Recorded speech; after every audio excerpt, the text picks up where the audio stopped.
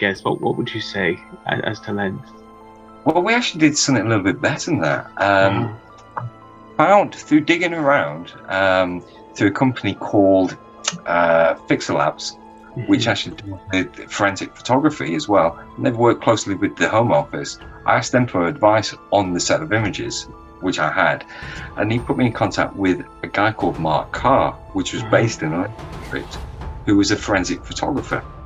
And he was also a lawyer. So they worked hand in hand together.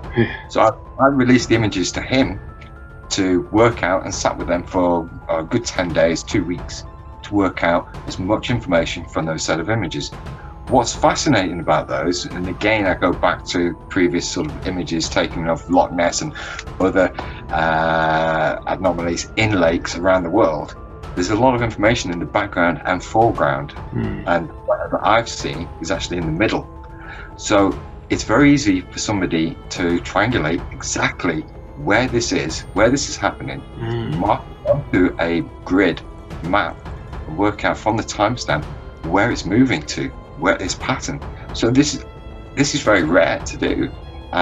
In the background, there's 2 boathouses, and there's also a sign, which is a warning sign for rocks and low and depth in the picture. In the foreground, there's a caravan and a boat.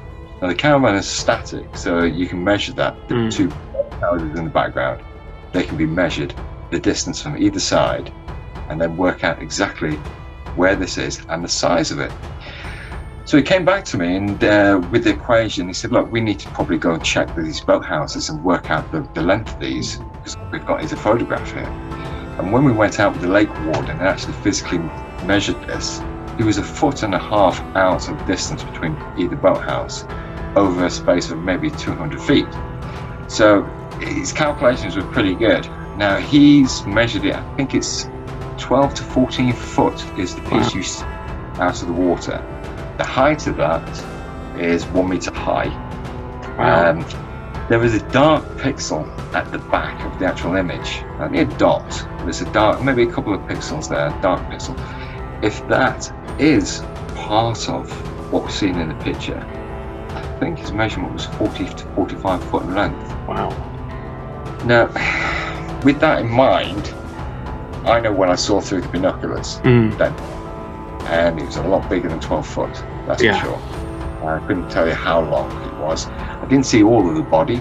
I saw the back end thrashing around a lot more than the front. The front seemed to be quite stable and just pushing forward into the water, whereas all the power and movement was coming from the back.